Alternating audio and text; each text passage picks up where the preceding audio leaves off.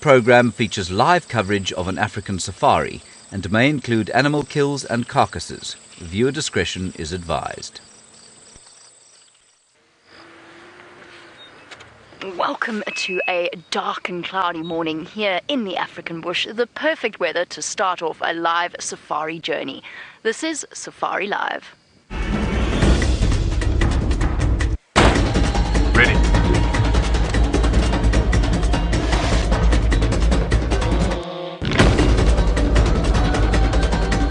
Standing by.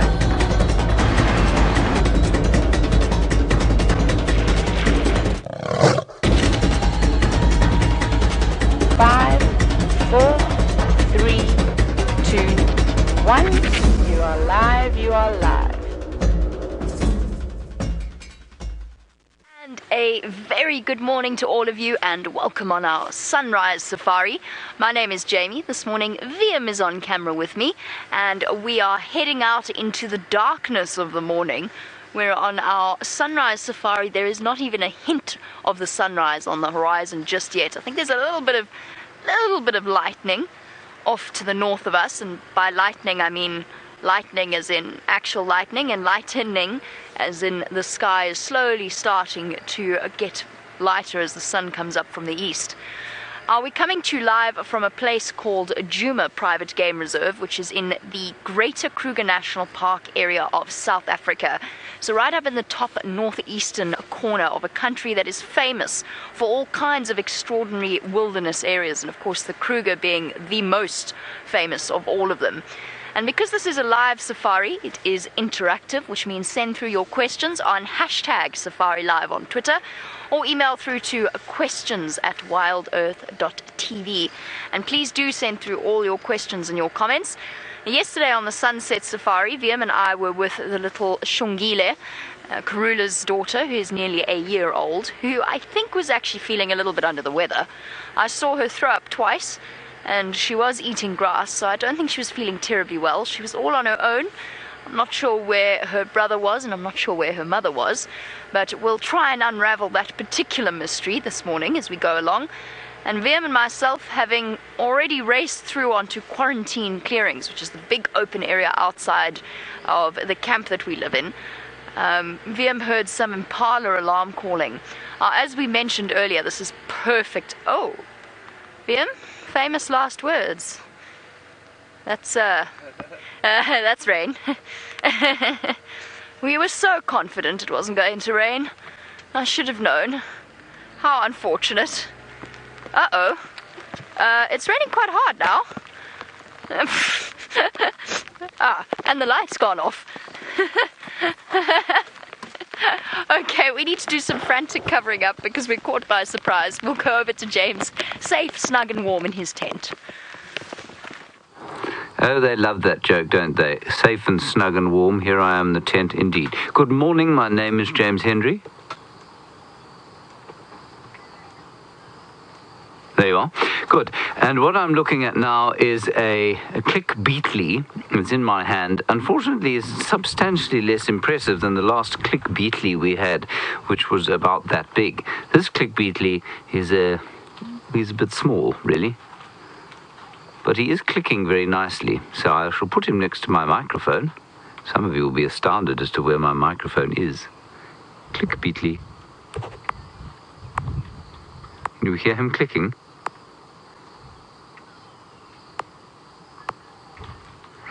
Right, now I'm going to try and show you what he looks like when he's clicking.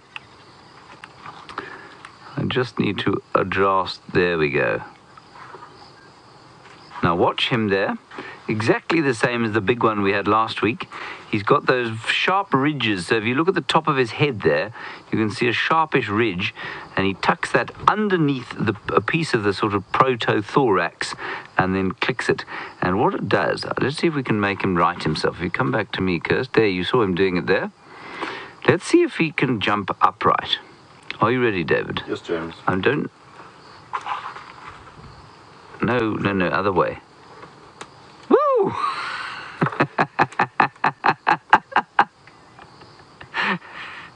Come on, do it again. In order to right himself, he will click, click. he'll just live on my hand. Right, well, there he is. That is called, the last one was Clifford the Click Beetle. What should this one be? Clive. Oh, Clifford Jr., apparently. He's also a bit of a flyer, this one, which is depressing. Anyway, we'll try and keep him, try and make it through for him, or for him to make it through to the TV show. I think that would be nice for him to make a television debut. So we need to give him a little jar. Now, of course, we are live here, and that is this very mouldy scorpion. We are live completely, so please talk to us. #SafariLive, questions@WildEarthTV. And despite the fact that the show is now, well, 6 minutes and 20 seconds old, there is no light outside, so it is very dark indeed, and it seems to be raining in some parts of the reserve, so we will be back with you, I'm sure, on the vehicles. We're going to stay with us here shortly. I need to find a jar for this fellow, or he's going to disappear. I'm going to just put him in here for now. He'll probably jump out because he's such a good jumper. All right. Now, what happens during the course of the night is that sometimes underneath the cars or on top of the cars, the light is left on. And because the light is left on, a great collection, a great plethora of different insect and invertebrate life, well, they create a sort of party. They have a Saturday evening. One hesitates to use the term disco in 2017, but that's pretty much what it is. And what we found are these amazing things today. Both vehicles are now on their way back to camp to put the roofs on, which means that I'm going to basically use everything I'd planned to use during the course of 3 hours during the course of the next sort of 15 minutes, I guess. Right, there we have a katydid, cunningly disguised as a Tupperware lid. You see that, David? Yes. It's quite clever, isn't it? And that's him talking. Listen, that's him talking. Is it? They do sing. Oh, wow. He's not singing. That's not him singing, but look at his little mouth parts going. Now, insects are often fastidious cleaners of themselves, and if you have ever watched, maybe I should move my face out there. If you have ever watched a cockroach, which I bet you haven't, I bet most of you just stomped on cockroaches or sprayed them with some form of vile insecticide, and who can blame you? They are creepy things. But they are fastidiously clean. If you watch a cockroach for long enough, you will watch it clean its legs. It spends a lot of time making sure its antennae are pristine, because those antennae, of course, are its windows to the world. They pick up on pheromones and scent. They pick up on noises, vibrations. And so when you see this chap cleaning his back legs, he's doing it for an extremely important purpose. He's got to keep himself clean and tidy. Let me just turn him round for you. And a katydid is basically a grasshopper. There, look at him cleaning his front foot. You getting tired yet, David? Mm-mm. You're right, good. And now cleaning the back foot.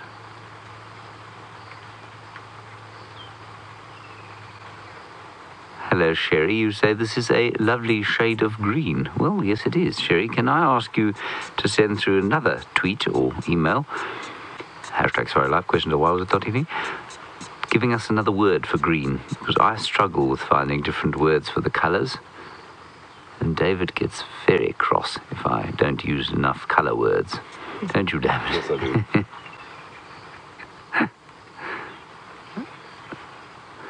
Justin, you want to know what I think he's saying? I think he's saying, how did it come to this? How have I ended up with this clown show staring me down in the middle of a tent this early in the morning when I could be disguised as a leaf on a leaf, waiting for something nice to come around to eat, or just eating the leaf on which I was sitting? And how did I find myself on a Tupperware lid? I mean, that really is so alien, isn't it? That is spectacular. I do not know an enormous amount about the biology of katydids. Normally they have a long sort of saw-like ovipositor. That is the thing that comes out the back that the females use to lay their eggs. They saw into either bits of wood or into the ground and lay their eggs there. I think it's probably this one doesn't have a saw-like ovipositor. I think if this is a female, that red thing is probably it. Could just be a male though.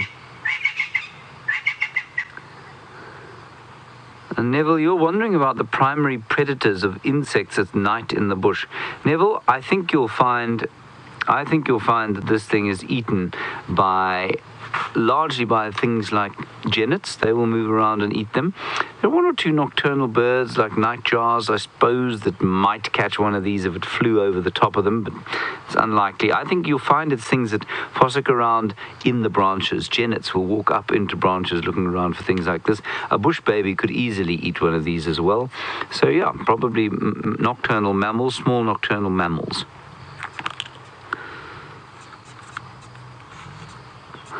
Thank you, Sherry. You say emerald green is what you're going for.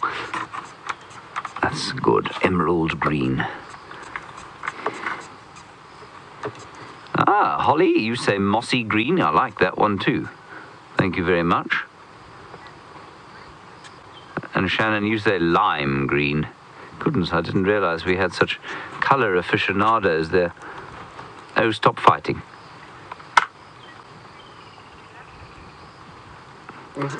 And Turtle Trucking, you say a lovely shade of envy. That's very cool. Okay, there we go.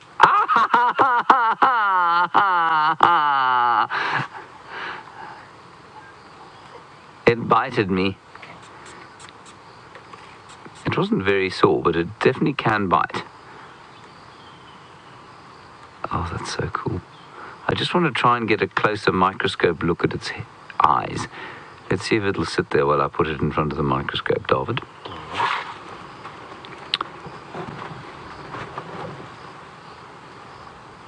There we go. How cool is that, everyone? There's multiple eyepieces, at least mouthpieces, and there its eyes. Oh, stop climbing away. It's now climbing onto... There, look at it there at the back. You saw there. It's now climbed onto the microscope, which is very inconvenient. You are not a very good performer. No, you are not. Don't look at me like that. And Dawn, you say he's Tupperware green. I suppose that's exactly what he is. I'm going to put him back on the Tupperware. Then I'm going to retrieve the thing that's making all the noise in here. And I love these beetles. These are my favorite. It's not this one. There are two click beetles. One of these things is going kick, kick, kick, kick. It is. It's this thing. It's this funny little dung beetle. Baby rhino beetle. Well, it's not a baby. It's just a very small one.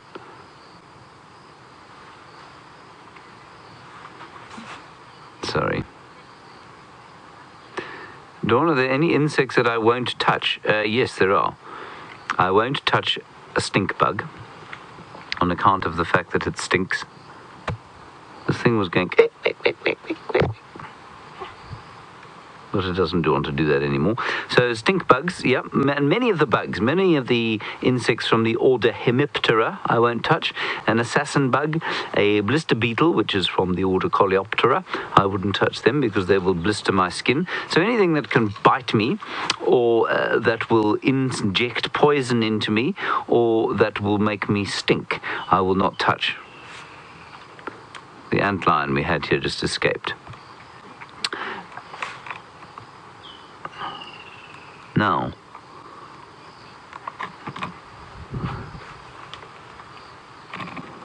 JDD photographer, you want to know if that katydid eats its mate in the same way that a praying mantis does? No, I don't think so. I don't think they're not carnivorous, you see.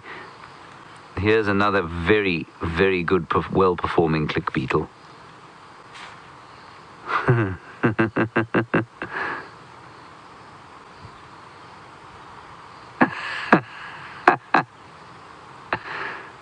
See how he folds his antenna in preparation for the click? Ew.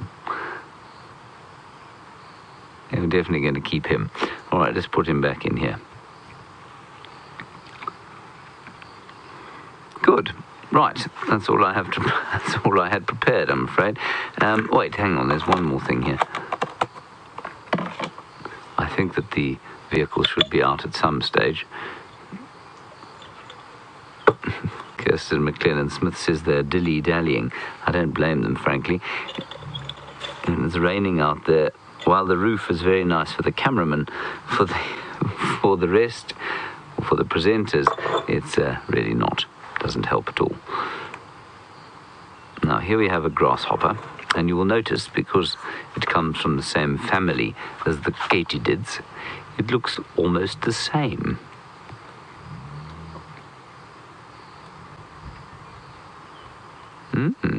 Yes, Kirsten, all the insects today. Don't exactly have an enormous amount of time to prepare for this. All right, here we go. Quite fussy there in the final control. I don't know what she's expecting, as John Cleese said to Mrs. Richards. What are you expecting? Herds of wildebeest streaming majestically across the plains? Hanging gardens of Babylon?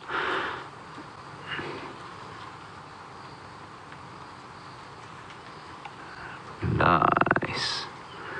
And this chap, you can see the mouth parts almost exactly the same as those of the katydid. Mandibles and pedipalps, I think, is what we call the other things that push the food into the mouth. And the mouth there, that kind of four-pointed opening in the middle of the screen. I think that is just amazing.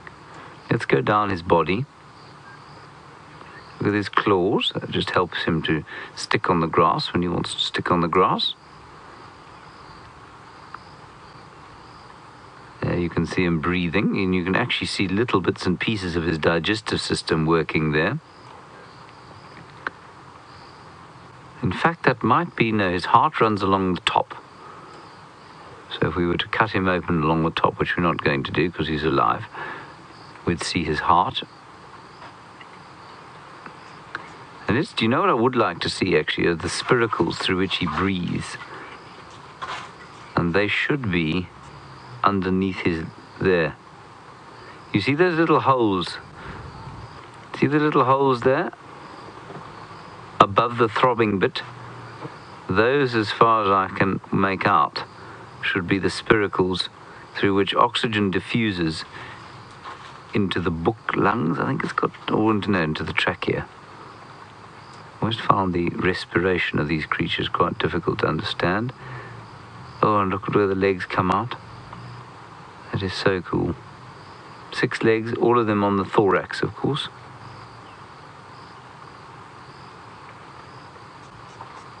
No, look. There's a spiracle, I think. See that thing opening and closing? That's where the air's going in.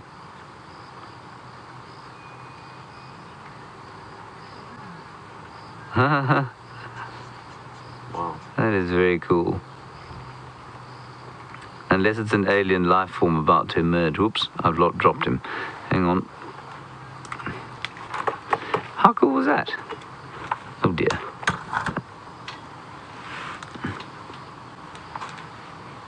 Shannon, I actually have an example of the biggest insect here. It's in my room waiting to be collected, and it will be collected shortly. It's a stick insect about that large. And Brent found it today in the middle of the camp, and he put it on my bed. It absconded from my bed, but I did see it again on my shelf. I'm just shouting that. How will I see it? To Taylor, who's gone to fetch it for us. She says, how will I see it? It doesn't look like my shelf. It looks like a stick. Good. Okay. Now, David, Yes. Perhaps we should have a look at the tadpoles. Very good. The tadpoles again. Good. Oh, in fact, maybe we should link straight to Brent, if that's all right, Kirsten, on account of the fact that I haven't captured the tadpoles yet. Let's head across to Brent Leo Smith and find out how he's doing in the streaming and driving rain.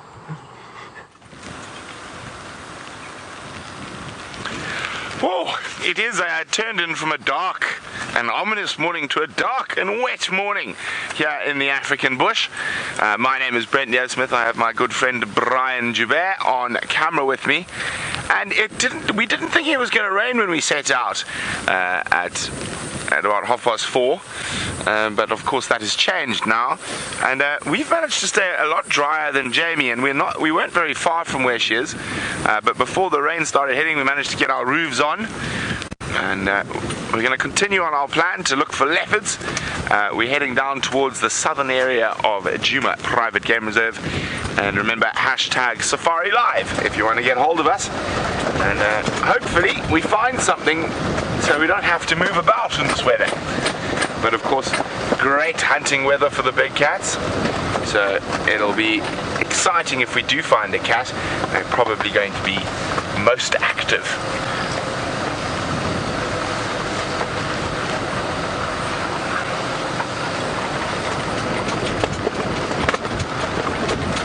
Oh, look at this wind!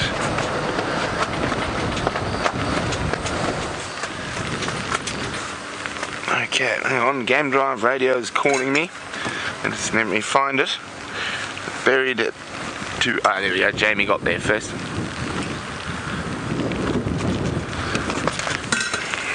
Okay, oh, good news. I'm not telling you which good news.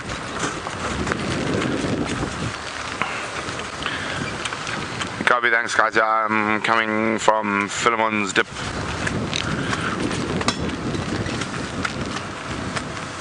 Okay, so there is something out there, and well, let's hope the weather blows over for the safari and continues on afterwards, but somehow it doesn't look like it. It is seriously windy,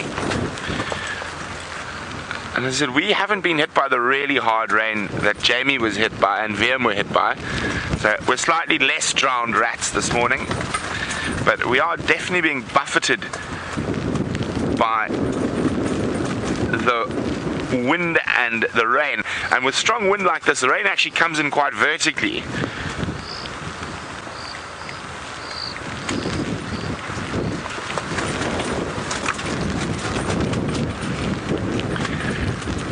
Hi Mary. Mary's wondering why this weather is such good hunting for big cats. Well, this wind will help mask any sound of their movement, so it'll often confuse the other animals like Impala, etc., because it's gusting wind, and and of course the rain will also dampen any smells, and again still affect their hearing, their eyesight. When the wind's blowing and the bushes are moving and the grass is moving, any little thing could be a predator to the impala and whatnot, so they can get a bit confused, and they are generally very nervous. So almost all the prey species of animal that we'll see in weather like this, impala, kudu, nyala, and bushbuck, waterbuck, zebra, wildebeest, will be a bit on edge and a bit jumpy, because this weather does affect all their senses. But of course for a big cat it's brilliant, because they can sneak closer and get into that kill zone much easier. So something like a leopard needs to be within 5 or 6 meters of their prey before they pounce.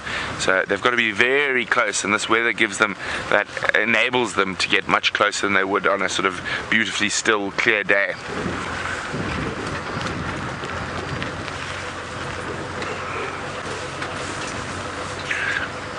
Okay, so I'm going to head down towards the surprise, and while we do that, let's go see how Jamie and VM, the drowned rats, are faring up in the north. And it seems to have utterly drenched us completely, just enough to really get us soaking, and has now gone away. That was a serious surprise, and apologies to all concerned. That was one of the worst weather calls I've made, and I've made some pretty bad weather calls.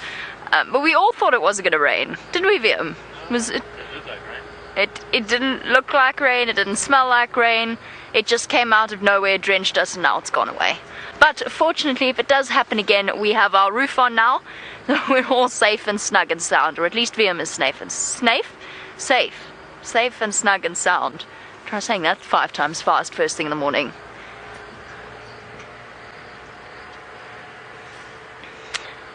Of course, this was earlier on, was perfect hunting weather for our big cats. It's dark, it's windy, it's disconcerting for the various animals that they're trying to hunt. And Sherry, you want to know if the big cats enjoy or if they shelter from the rain. Depends on how heavy it is.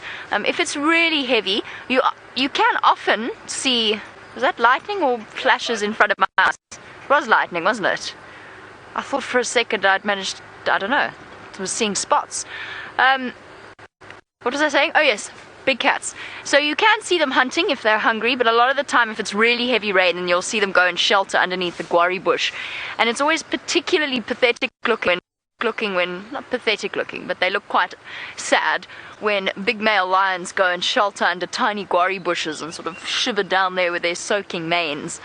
So they do go and shelter if it is heavy rain, but at the same time I think they far prefer it to the boiling weather of our afternoons, where of course, because lions overheat so quickly and so easily, it must be a really nice change for them to be able to enjoy the cool weather.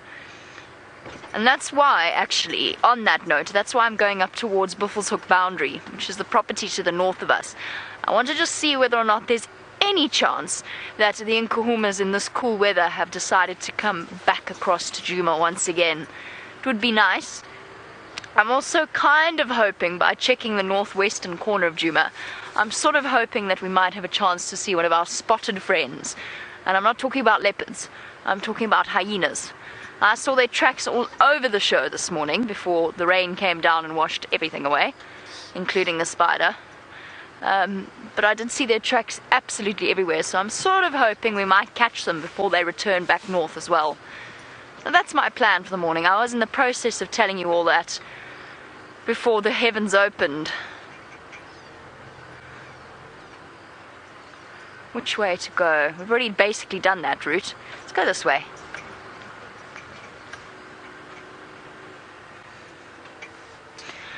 Now on a nice cool day like today, Kyle would like to know whether or not any rare animals will come out on a stormy day. You might get lucky in that your nocturnal creatures might decide to be awake for a little bit longer because it's nice and cool and it's quite dark. Generally, the most exciting thing that happens after the rain is, of course, we get all kinds of interesting insects, tortoises. They're not particularly rare, but we don't see them as often on dry days. Tortoises, millipedes, but it's not a huge increase in chances of something really rare popping out. Well, you never know. We could see an aardvark. We can put positive thoughts out there. See the aardvark that decided not to go to bed because it's still dark and cloudy and cool. And typically the best time to see those rare animals, those unusual animals, is winter. This bee-eater sheltering here. Is it a bee-eater? Or is it a roller? Can't actually see in the... Is it a roller? Oh no, my bag's blown away. It's a roller, you're right. It is a roller. Sorry. It looked so puffed up and miserable. Tucked on its branch. I think the birds actually quite like this weather once the rain is over. And they quite enjoy it. Right. Let me attempt to get my cover back on my monitor. Stay... I don't know if I can tape it because it's soaking. Just there. Sort of. The monitor, obviously we don't want it to get soaking wet. And it's the first thing that starts to happen is the water drips down our dashboard cover. Which, as you can see, I've actually put on very badly because I did it in a rush. That's okay. I also bought a giant blue poncho. So if the bag fails, I'll just wrap the monitor in that. That was a European roller, by the way. One very soggy, very chilly looking European roller. Waiting for the rains to stop so that it can head out and go and search for insects that might pop out. It's good news for James in the tent. It means more things to fossick from around the tent. This morning, because we parked the vehicles under electric lights, and this morning we had the big black rain covers over them to make sure in case it did rain that they were sheltered from the storm. And the collection of insects would have made an entomologist cry with joy this morning on both Brent and, well, actually Brent got the majority of the interesting ones. I just had fruit chafers all over the vehicle. But there was a collection of insects. Something for us to go and explore each and every morning and take to James in a Tupperware box. It's like having a little lunch box when you're a kid, except with things more exciting and interesting. Okay, come on, hyenas. I know you like this road.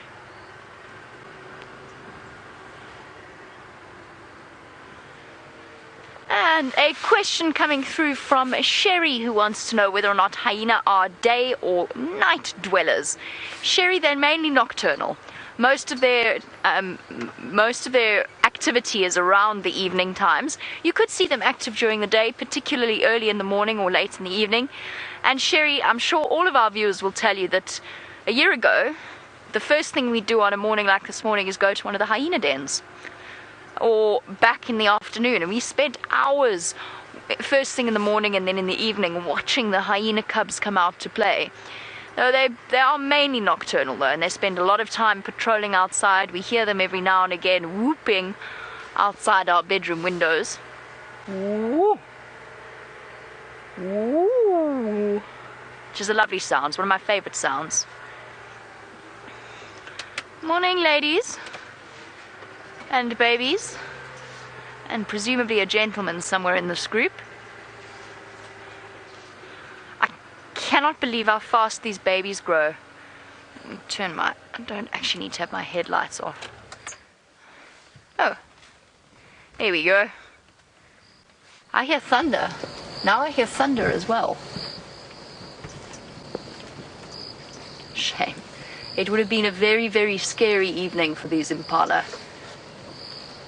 Deafened by the wind, not deafened, but certainly distracted by the wind. Jumpy, nervous, it's dark. For them, the night is quite literally dark and full of terror on a night like last night. They've all made it, and it's light once again.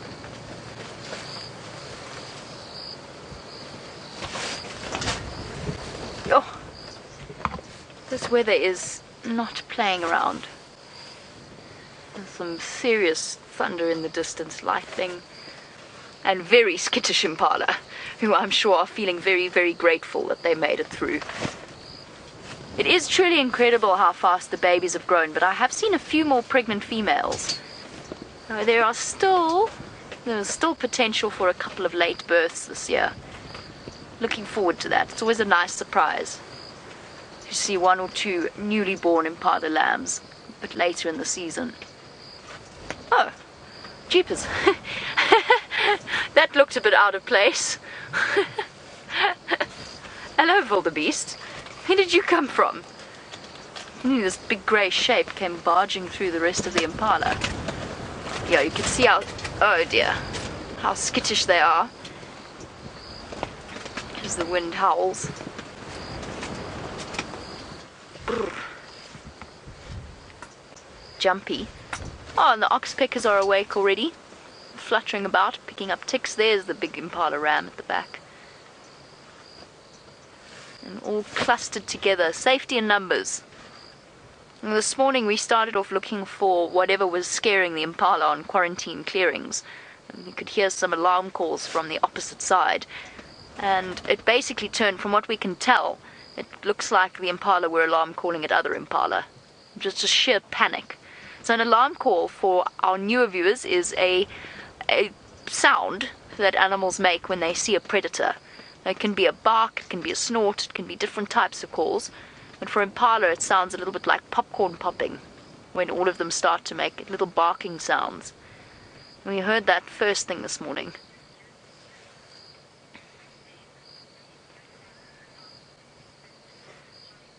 Very good question from Jane, and one that I'm actually not sure about the answer to. I mean, I can try and work it out.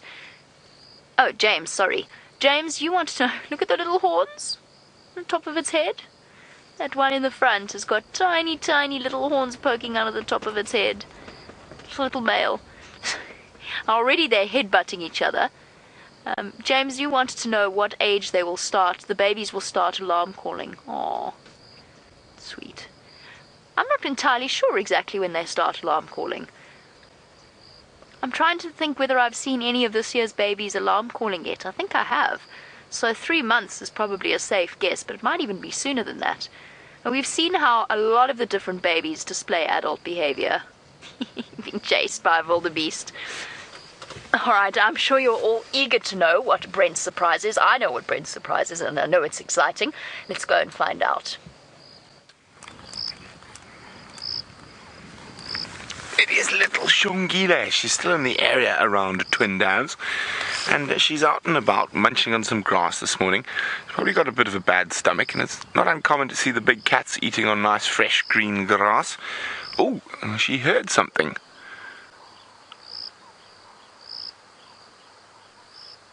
What have you heard, little madam? I wonder if Mom is going to arrive, or if young Hosana is somewhere in this area as well.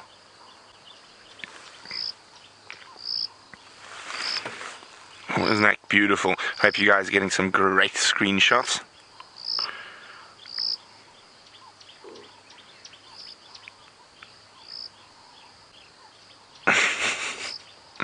Always look a bit silly when they're eating grass.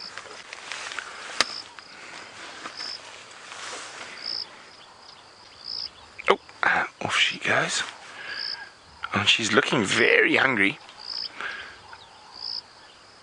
So she might use this cold, windy weather to possibly catch a francolin or a duck or a dove or anything that might come around this waterhole. There is that group of a male impala that I think were here last night, but they are a little bit out of her size range just yet.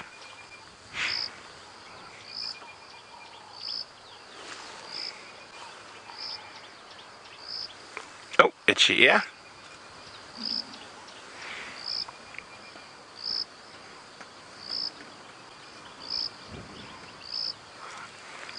Okay, just move a little bit.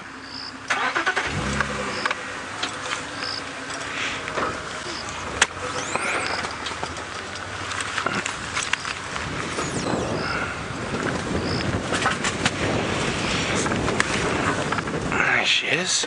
Now, Lawrence would like to know, would Tingana mate with Xongile once she is sexually mature? Yes, he would, especially if he's still in the area, and it is not uncommon for that to happen. But normally you find it's quite strange how male leopard territories work. They normally get settled like Tingana's got, and then in about 3 or 4 years they sort of not change territories, but they shift territories, and they seem to move into a slightly different area. And the reason for this is to try minimize the mating with their offspring. But it does happen. It is not as bad in big cats as it is, say, in human beings in terms of genetic defects and things like that, but it can happen.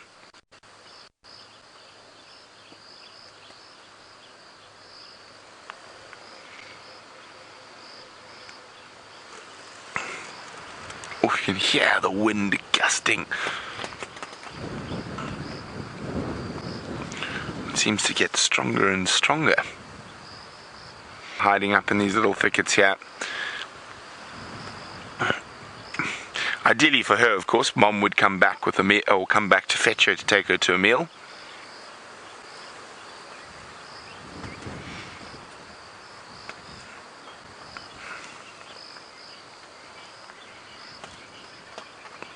Now, Amanda's wondering, the eating of grass, does it calm their stomach, or does it make them throw up? It generally makes them throw up, so anything that might be sort of affecting them, and gets it out. Just the same as with domestic dogs and cats.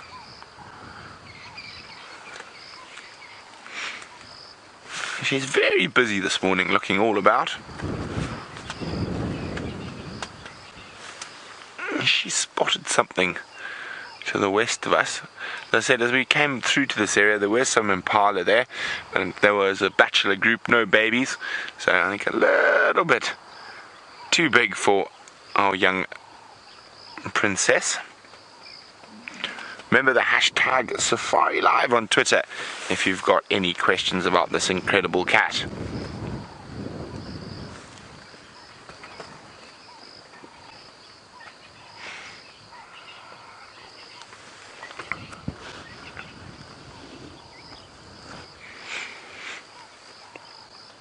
Now, Michael's wondering, does a animal's growth rate depend on predator or prey? He says it seems that animals like leopards and lions would be fitted in there take longer to reach adulthood.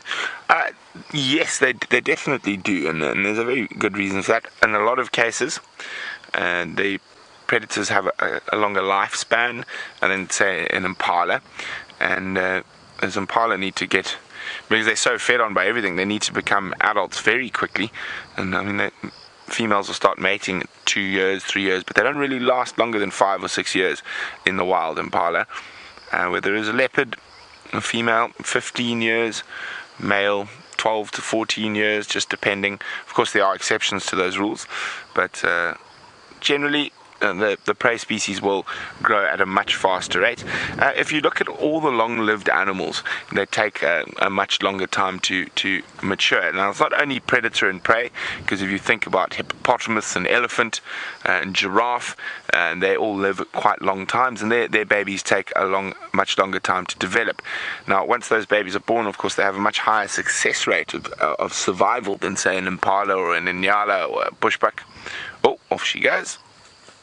Oh, disappeared. We just see her through the grass there.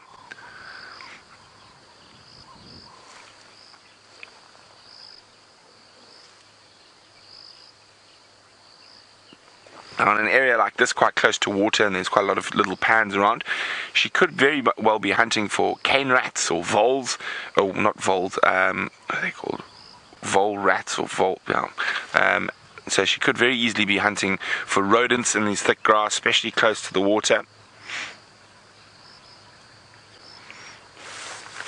The good news for us, of course, is she's not going south. She's going north, deeper into Djuma.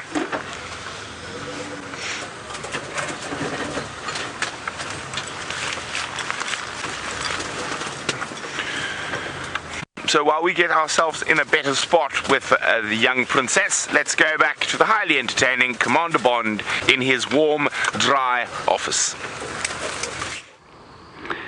Yet again, I'm astounded by the exceptional nature of the banter coming during the rain. Look at this poor, hapless stick insect. And I'm afraid this poor hapless stick insect, everybody, seems to be on its way out. That's why I'm tickling it gently and speaking quietly to it, for it is not long for this world. But we were asked what the biggest insect we get out here is, and this is him. Her, probably. The giant stick insect. Now, they are actually able to fly. They've got wings that, when this thing eventually does pop its clogs, I will pull out for you to look at. But Taylor gave us a very nice description. I don't know if you remember that Jurassic Park, I think it was the first Jurassic Park, with that cute little velociraptor or whatever it was, suddenly fans its neck out when I think it was the first fellow to die. It fans its neck out and spits something at him. Well, that's what these wings do. They open up from there around to about there, and they're brightly colored in order to try and dissuade potential predators. Isn't she lovely? In fact, this is quite possibly a he, because it's got wings. The females often don't have wings, and they're at the top. That there is the top wings. Those are the top wings, which are obviously fairly useless here. They're just used as a sort of vestigial covering, if you like. Now, the most interesting thing, I think, about these things is that they are found, or that they breed largely in most parts of the world by a process called parthenogenesis. Now that means that the female produces a youngster from her egg, an unfertilized egg. Now, there are various mechanisms by which this happens. Now, my confusion when I first read about this, of course, is that if, and I don't know how much you remember of your sort of high school or junior school biology and around the production of offspring, but normally an egg will be what we call haploid, so it carries 1/2 of the chromosomes from the mother. Then when it's fertilized, it picks up the other half of the chromosomes from the father, from the sperm cell. They recombine, and you have what we call a diploid individual. So it's got 2 halves of the chromosome. They're normally represented by a sort of a cross, and that, I should probably draw this for you, but we're a bit moist outside, I'm afraid, at the moment. And that individual then goes on to do the same sort of thing. But in a haploid individual, it's only got 1 copy of the genes. It's only got 1 side of the chromosome. And there are various mechanisms by which in the egg cell there seems to be some kind of recombination, because a haploid individual is not viable. It cannot breed again. And somehow in these stick insects and in many of the animals that exhibit this parthenogenesis, the single haploid chromosome set in the egg recombines and produces itself again, and it produces a diploid individual, often carrying exactly the same genetics as the mother, and is therefore a direct clone of the mother. And that is a vague and very sort of basic understanding of parthenogenesis. This, I think, is a male, and I think therefore is probably looking for a lady, but I'm not sure it'll find one ever again. Lord Tiferon, I don't think that the Lord Kiferon Lord Kiferon, what a very interesting name. You want to know if I've forgotten your question now.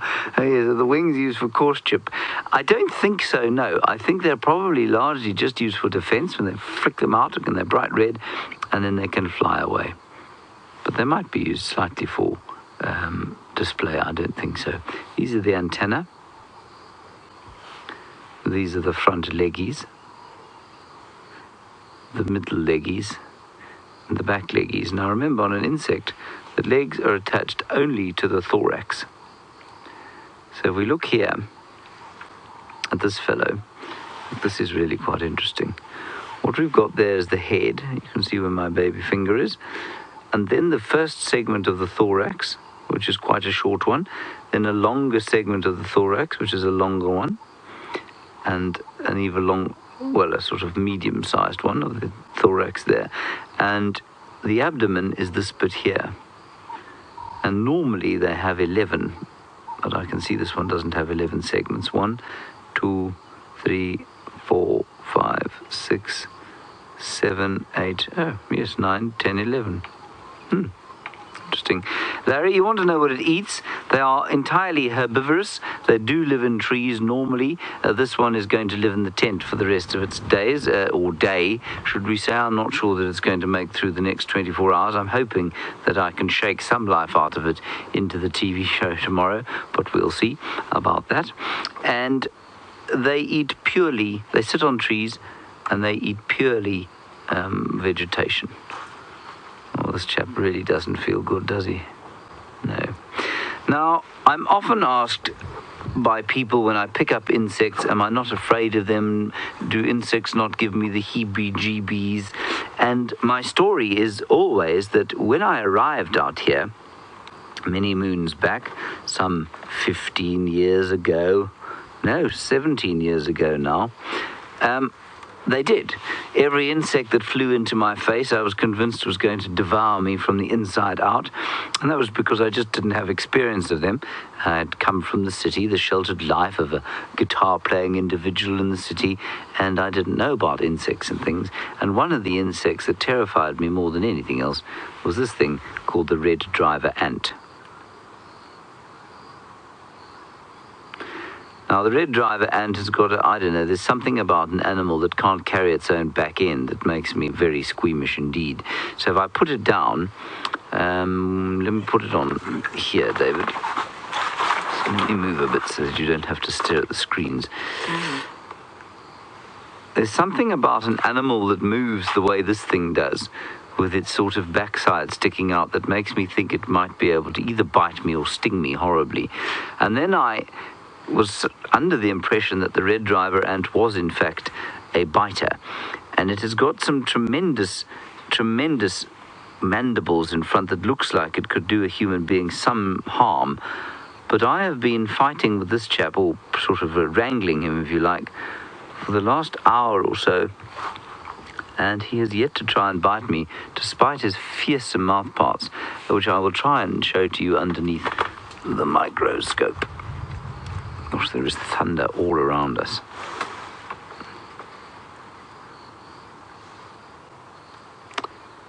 Oh, come on now. No, he keeps moving. Hang on a second. Sorry, Kirsten. I need to push him further down onto my fingers so that I can hold him properly. Okay, there we go. He seems to be trying to eat his own bottom, which is disconcerting.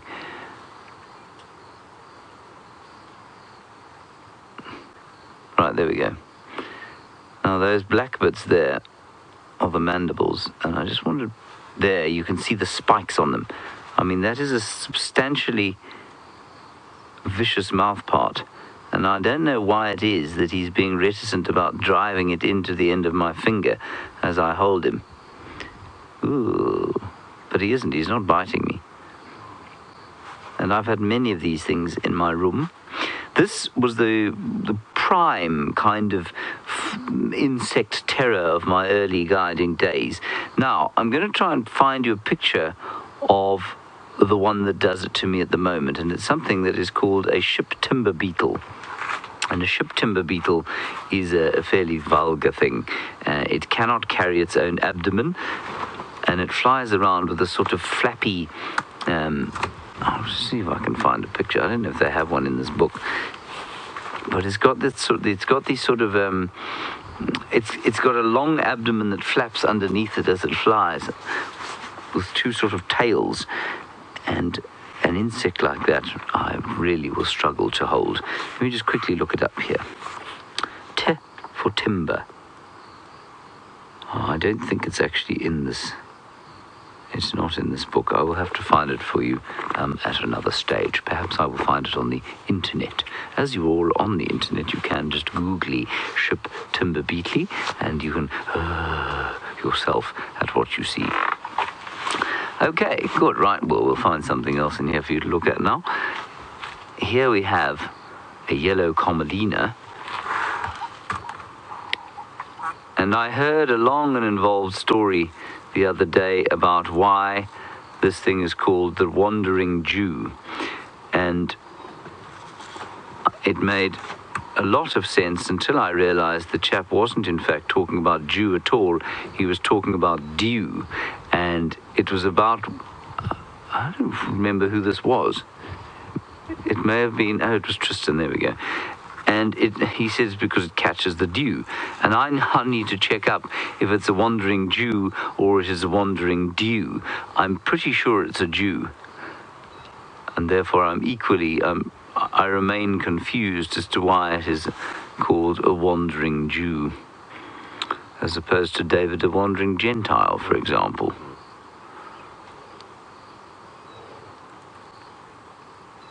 Let's just look along its edges. There are some stones caught in amongst the hairs on the leaves.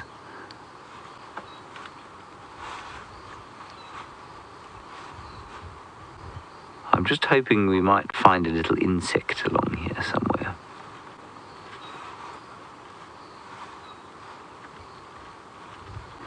Something's been eating it, you can see there.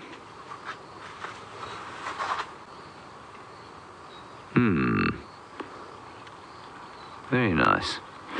Right, now, quite astoundingly, although the roofs are on the vehicles, there is one extremely brave fellow about to head out into the wilderness on his feet in his new shoes, and that is Stefan Winterboer. Yes, welcome to the bushwalk this morning, and I think exactly the same can be said for everyone this morning. It's a little bit wet and damp, but to be honest with you, this is some of my favorite times of the year, is these very blustery early morning thunder showers that we get in summertime. For those of you who haven't met me yet, I'm Stefan Winterboer. Today we've got Xongile on camera, and we will probably be out for as much as what we can, but you know, we try as we might with the weather that's coming in this morning. It's the weirdest thing. The rain has been coming from everywhere except for directly up. It's been coming sideways. It was even coming from the bottom just now, and I think it's got a lot to do with this wind that's blowing at the moment. Now, generally wind like this isn't actually good for large rains here. Wind will blow the weather away, and we tend to get just a little bit of rain, and then it clears up quite quickly. So I think that's what's going to happen over here. Unfortunately, we so desperately need water. As you've seen over the last couple of days and weeks, the dams that we have, the reservoirs of water for our dry season, have started to dry up significantly. And I'm not quite sure what's going to be happening in the dry season when it finally comes. This is supposed to be the time we get heavy rains. Everywhere around us has had good rains, except for where we are right now. Some good early season rains, but definitely not yet. Come and have a look here. Someone else has got their rain jackets on right here. That is the home of a baboon spider, or tarantula. And have a look at the web that she's spun in the entrance to a hole. That'll keep out a little bit of rain, not all of the rain, a little bit of the rain, but you'll see that she's lifted the edges of her web as well.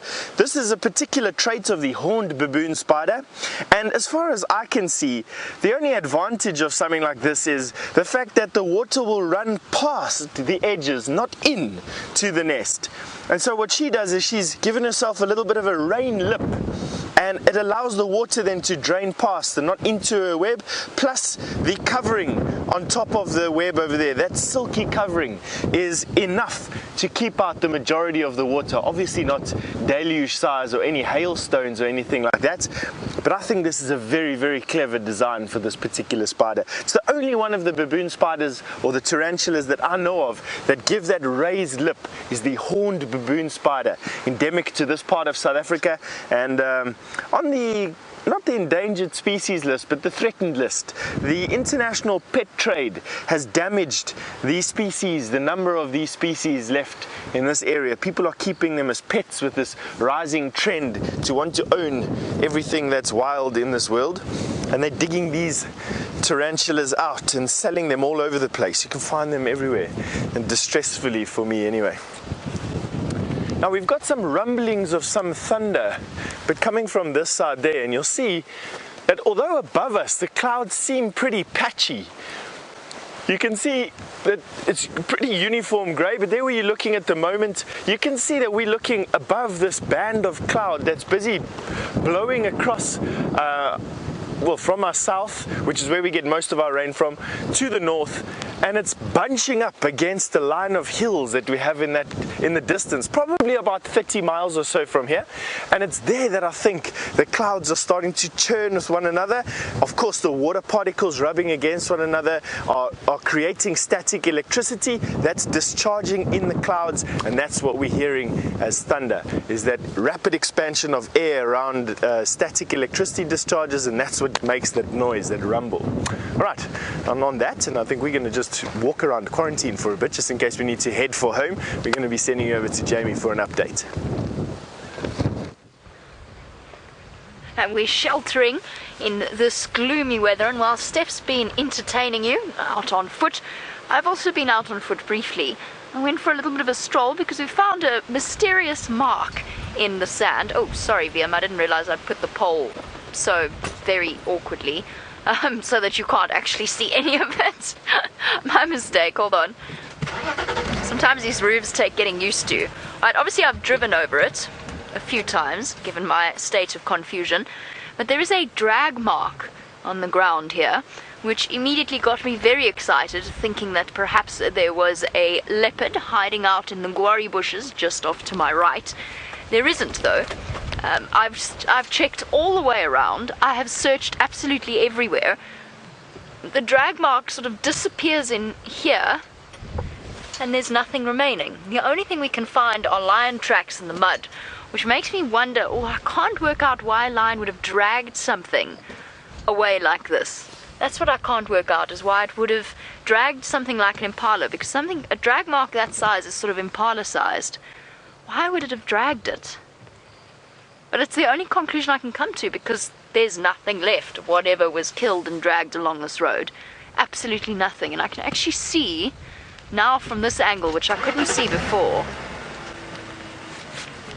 because the light was a little bit too low. I can actually see the drag mark going. Okay, let's just double check that I'm not going crazy, because I can see the drag mark along here.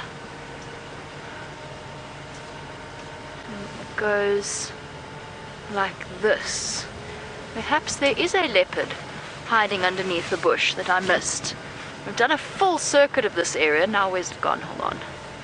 Oh, I might lose signal as I go down in here. Don't want to go too far. I just want to check. No, there's more lion tracks. Or is that a hyena track? Could be a hyena. That would explain why it's completely vanished, because hyenas can drag things particularly far, and do, back to their den sites. So perhaps it was one of our hyena. Here we go. There's a track there. I don't know if you can... No, I've put it in the wrong place again. It's a hyena track. Maybe we're dealing with a hyena drag mark, and that's why I can't find anything. First I thought it was a lion. We found old lion tracks in the mud. I thought perhaps one of the Birmingham boys caught an impala and finished it off, because that would be all that would remain of an impala. Let's just check very carefully. There's no big Okay, there's no big trees, so if it were a leopard, it would have dragged it underneath these thick guari bushes, and that's where it would have hidden it. But I don't see anything, and I can't see the drag mark anymore. I think some poor helpless impala met its fate here. Might have been hyena, and they might have dragged it back towards the den site. Sorry, hold on. Sorry, I can't not be distracted by this. From wiping the windscreen. Wiping the lens. Okay. Alright, I think this drag mark is very unfortunately a dead end. Quite literally, for the poor animal concerned. Oh, it sounds as though Brent has got all kinds of things up his sleeve this morning. Let's go and find out what else he has to show you. Look, it's little Hosana. The prince has made an appearance. And listen to all the impala alarming at him. Now, the most incredible thing is, while the impala are shouting at Hosana, Karula has dashed behind us, and she's using Hosana to keep the impala's attention, it seems, while she tries to loop around. I'm just going to try and move. I can't see where Karula is. She went off to the left here. Let me just have a quick look. She ran behind our car. There she is. So there she is. There's the queen, and she's using Hosana as a decoy. So let's get into a position where we can see what's going on. Hopefully Hosana doesn't run towards mom and give up the game.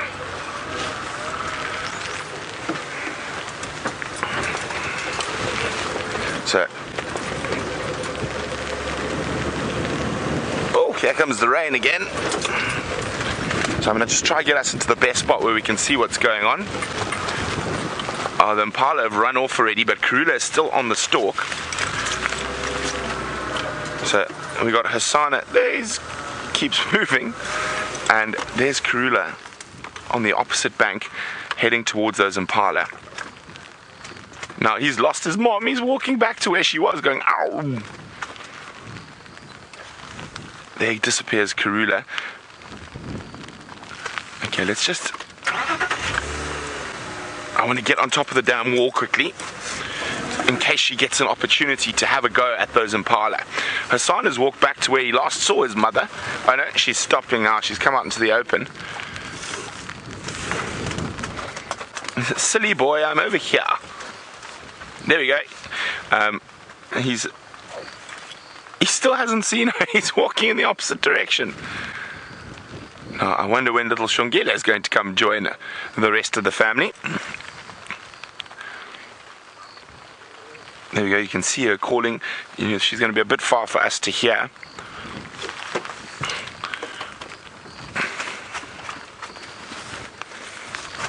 Okay, I still want to get round to on top and above her.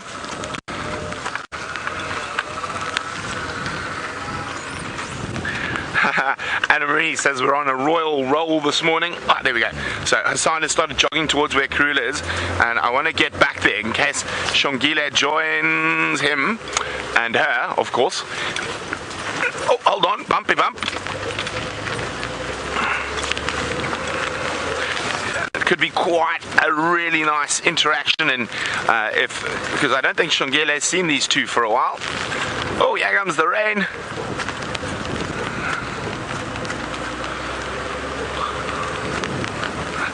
So Xongile disappeared into those thickets there. Oh, wow, here comes the weather. Let's put our lovely clothes behind to the weather, keep ourselves dry. Or attempt to at least.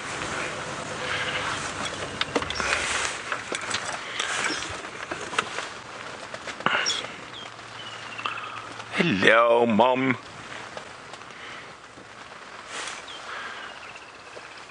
I'm keeping a close lookout to see where little Xongile is. Now, they both look a lot better fed than she does, and oh, go away. I wonder if they've made a kill somewhere. And they have come from the north, so from deeper in Djuma, and let's hope once they've collected Xongile, they head back in that direction.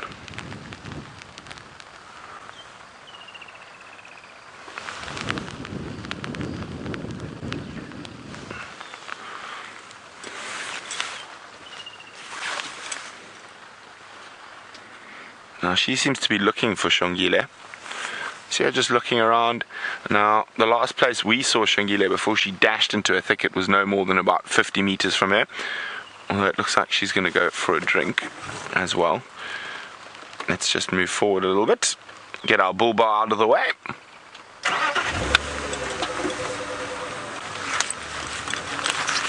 How's that, Brian? Oh, there's a one branch there. Let's just... Now, Blue Mac is wondering how long he will stay with his mum. Now, little males will generally stay longer with their mothers than females, so he'll probably stay 2 to 2.5 years, sometimes as long as 3 years, but normally about 2 years they become independent from their mothers. And they'll still harass their mothers a bit at that age, but generally that's when they become independent from their mothers. Now, little females, generally a little bit earlier, 16 to 18 months, they'll become independent from their mothers. Now, their mothers will sequester a small section of their territory off to their young female, so she's got a better chance to start at life, whereas the young male will eventually have to disperse away. Look at that, he's almost bigger than her now.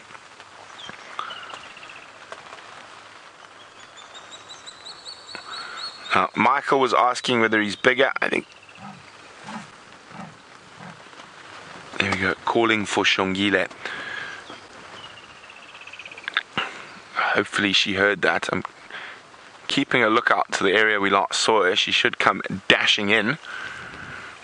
Now, sorry, Michael. I'd say he's probably a little bit. He looks to not quite, maybe be taller than her.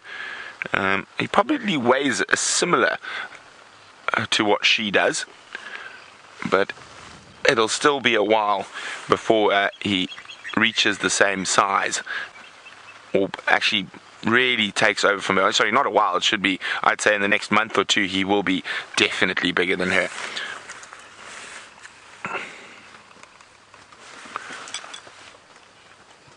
I've just got to be on the game drive for a second.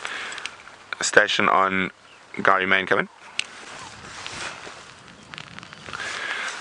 It's Karula and Mampimpan here. I'm not sure which direction they're going yet. They're just around here at the moment.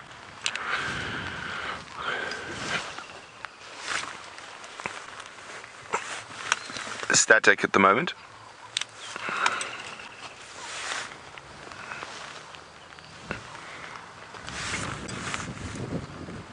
Okay. So it's going to be very interesting to see. I can't believe Xongile didn't hear that. Although there's a really strong wind coming from the south that might have made her not hear that call from Queen Karula. Yeah, she's giving Hosana a bit of a bath. Well, a very big Safari Live welcome to a new viewer, Lise, who would like to know how old the leopards are. The young male, that little one, he's turns 1 on the 2nd of February, and the big female, the mom, she is, she's 12 this year, I think, if I remember correctly.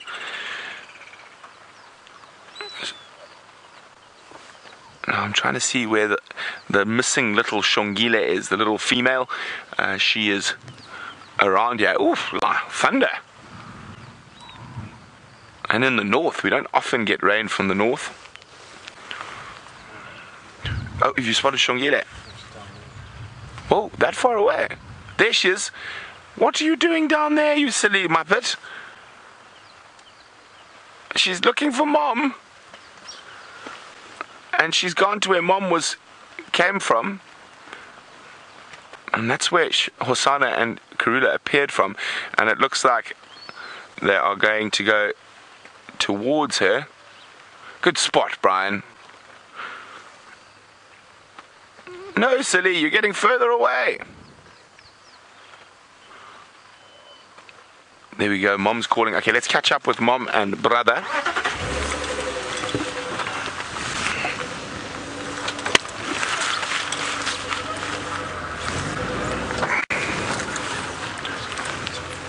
For the heading north at the moment, I'll let you guys know if they change direction.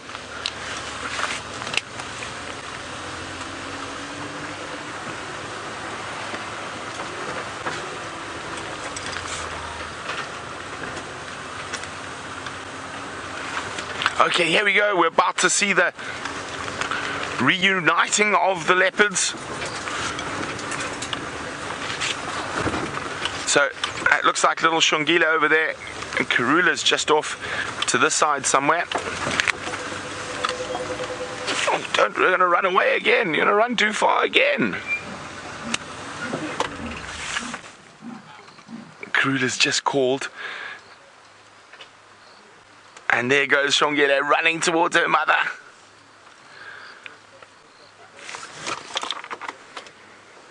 Okay, hold on, Brian.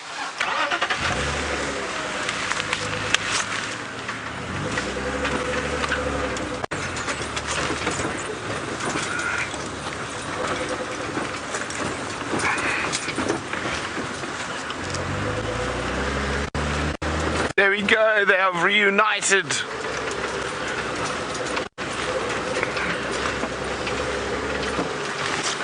Look at this, isn't this just too precious? Next to you look dirty, madam. I've been days. Let's have a bath.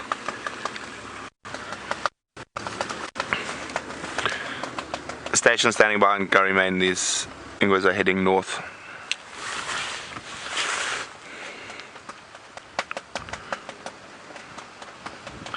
Look at that! Come here. Oh, you smell of rotten monitor lizard. You need a clean. Now, young Hosana just disappeared over this edge here. I wonder if he's going to appear and pounce upon his sister.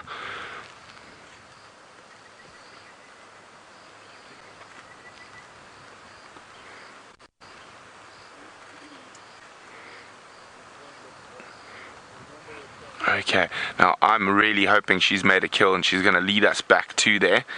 And I'm just going to see what's happening here, and while we try to decipher which way the leopards are going to go and what's happening, let's go see what Stef's found on foot.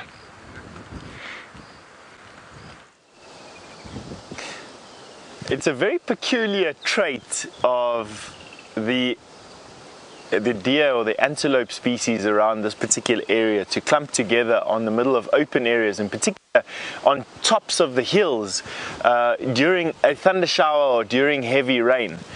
And as you can see, this particular herd of impala, this is the herd of impala that lives close to Djuma camp and on top of the clearings that we call the quarantine clearings. And they've usually, this time of the day, they've moved into the bushes on the side of the clearings where they feed on leaves and grass throughout the day. In this particular instance, they've come out of that thick bush and they are now clumped in the open, not underneath a tree, on just off of the crest of these hills. And I've got a funny feeling it's to do with lightning protection. Now, every now and again, you do hear of, and I've seen once before, where a herd of these antelope have been struck by lightning. And in my particular case, it was a herd of wildebeest that had been struck by lightning, and 10 wildebeest were lying dead in a circle. But it's not often that you see that. And I think that clumping together in the open on top of a hill like this allows these animals a certain protection from lightning. I mean, that's obviously just an assumption from me. It's a hypothesis from me, just based on years of observing this peculiar behavior. Why wouldn't they go and stand under a tree?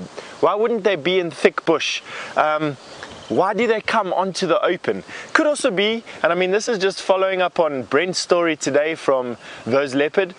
It could be because the open area allows them more visibility. They can see predators that are using the cover of the wind and the moving grass to hide their approach. Maybe it's got nothing to do with lightning. But very interesting way that you see the impala and wildebeest and zebra, giraffe even to a certain degree, will always clump together in storms like this. I must be honest with you that the favorite thing about this particular storm this morning is the smell that's coming with it. It's just this really thick, summery smell. The humidity is probably close on 70 or 80% at the moment, if not higher. We're getting a lot of wind coming in from the south and from the east, and there's a very good chance that a lot of this moisture is coming off of the sea, which is only about 100 miles away. And I think with this wind and all the turbulence that's in the atmosphere at the moment, it's bringing with it a funny sea iodine smell. I must be honest, it's quite nice. I'm enjoying sitting here on my termite mound, watching this herd of impala and smelling the sea. It's a very awesome day so far for me. Anyway, off we go back to those leopard. Good luck for the hunt.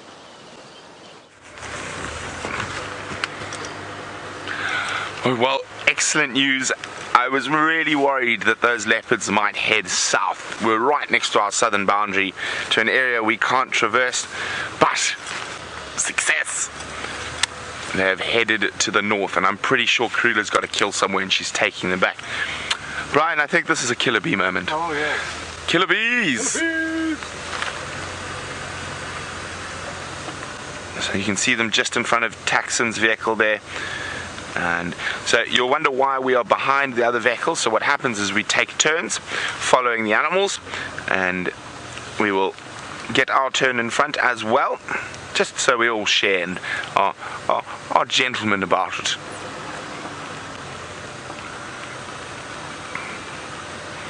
Now I wonder what she's caught. Hopefully it's something big like an adult impala, but of course it could be a baby impala, it could be a stenbok, could be a duiker, could be a baby inyala.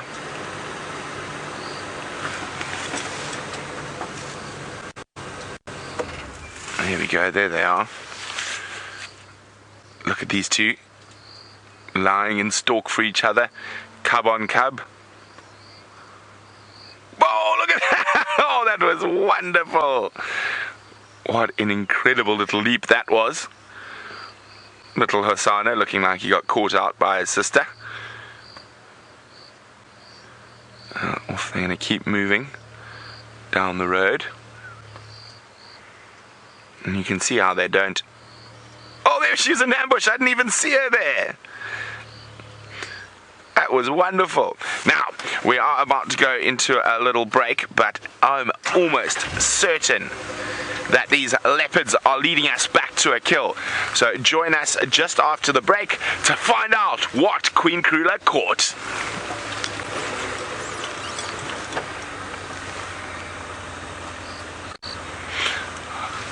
Of course, that was just a pretend ad break. Today we are selling rain gear. Hopefully it doesn't rain too much. While we're on drive, it can rain as much as it wants when we're off the air. Now, I wonder whether all those impala that were snorting on quarantine at the beginning of drive were snorting at Karula. And remember, we found that one baby impala alone. And I wonder if she's caught something on quarantine or caught that impala's mom. Well, we're going to find out. But while we keep following the leopards and taxon at the moment, let's go to James in his warm, dry office. Could somebody please tell Leo Smith that he's a very intelligent human being, he's got a sharp mind, and that joke is now thoroughly old and boring. I'm not in the tent, I am warm, I'm going to be dry shortly. I've been looking for things for you, everybody. See how kind I am? I found a leaf with some silk in it. Yes, now we're going to look at it under the microscope. And the Fossicker-in-Chief, Taylor McCurdy, is over there. Now, you see, she is so professional that what she's done is leave the tent for fear of being caught on camera. And I just think that's rather unfair. Taylor, it's raining out there. Come inside. Brent says it's very warm and cozy in here. But before we look at this, I just want to show you my caterpillars from yesterday. There they go. They're sitting on their Waltheria leaf, and they enjoyed their first night in their pink box, which I showed you yesterday. If you didn't see it yesterday, I will demonstrate it to you again today. You will be sore amazed. And I told the story, of course, of my incompetence at school at looking after silkworms. And I'm determined to make that different, to make sure that I have a lovely collection of these moths. Right, let me take the Waltheria bush out of here and put it into its pink box under the desk. Apparently we're in an advertisement break. Isn't that amazing? I hope you're enjoying our advertisement break, everybody. Right, let's look under here.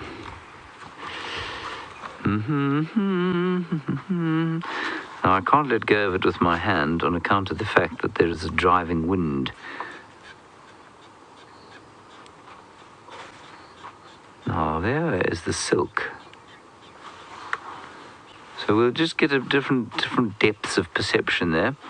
There is the sort of top of it, and we'll drill down into it.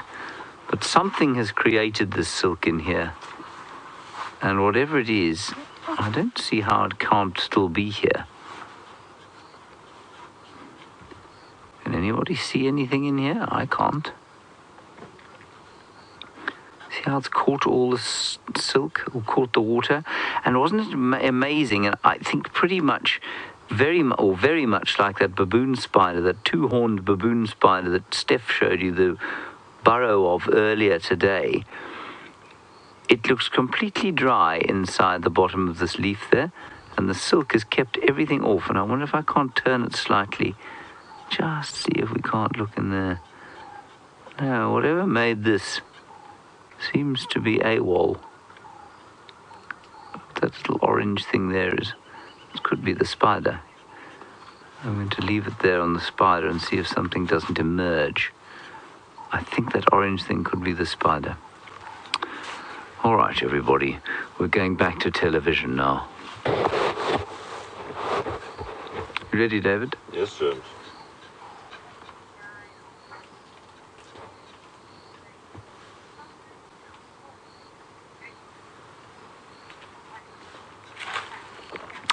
welcome back everybody to your live safari from a fairly blustery morning here in the northeast corner of the world's most lovely country, South Africa. My name is James Hendry.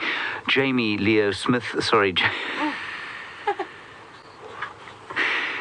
Patterson is out. Well, she will be Jamie Leo Smith soon.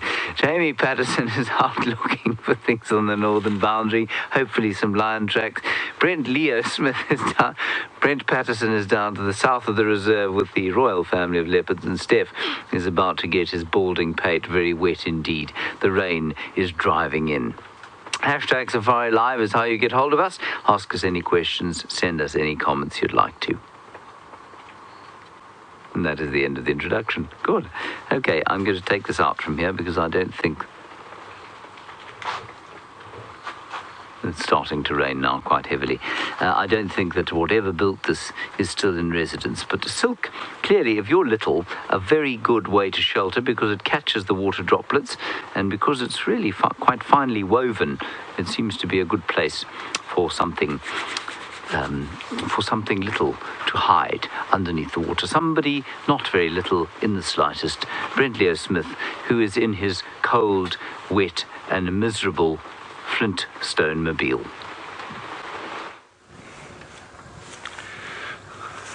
Look at this, but I'd rather be in my Flintstone mobile with 3 leopards less than 3 feet from my legs. They are right next to us. They're continuing north. This is so exciting. I wonder what she's caught.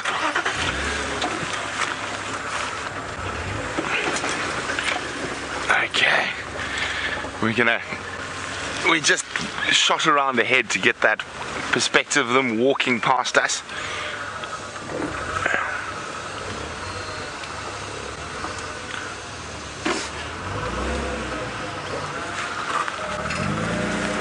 Okay, we're going to stick with them.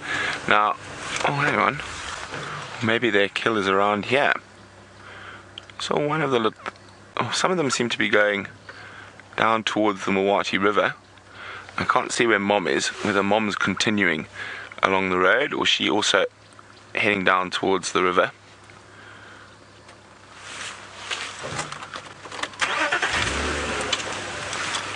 Oh. One of them's chasing something. Franklin or some little bird. So he just took off. Who is that? Little Hosana. It looks like he's lost interest. No, has he lost interest? I think whatever it was escaped him quite quickly. Yeah, back to following Mom.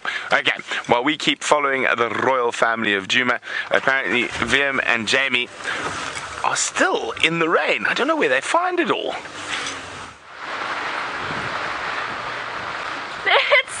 This is a little bit out of control.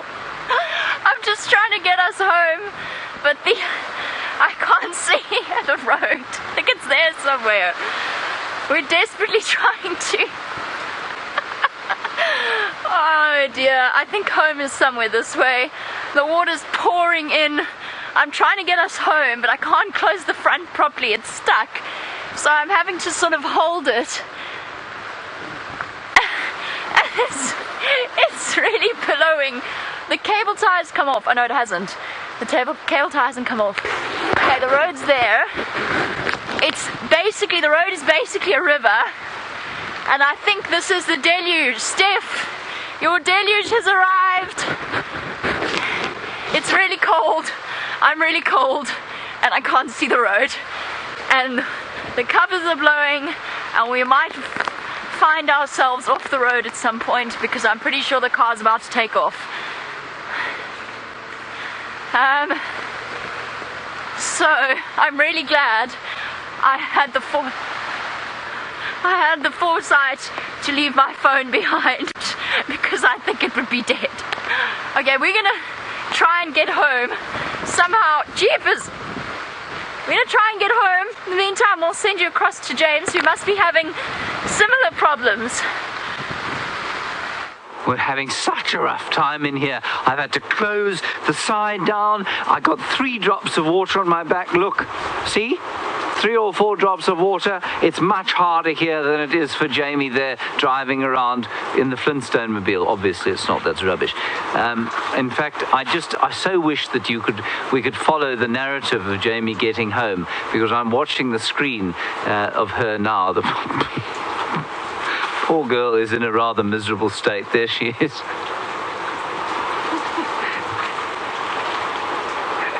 Shame. That's actually really not fair. And if we look out of the tent there, you can see that it is really starting to heave out of the sky. Right, let's head straight across to Brent now and find out what his weather's like with the royal family. Well, of course, as soon as I opened my mouth about Jamie and VM finding all the rain, it found us. You can see the royal family aren't too perturbed with the heavy rain. I don't want to lose them. I don't want to leave them, even though it is pouring. Oh dear, we might have to drop down a few more sides, because I want to see where the kill is.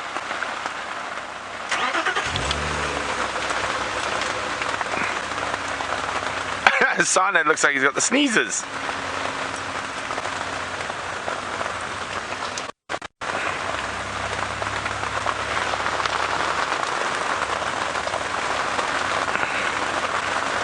So they're going off-road now. Oh dear.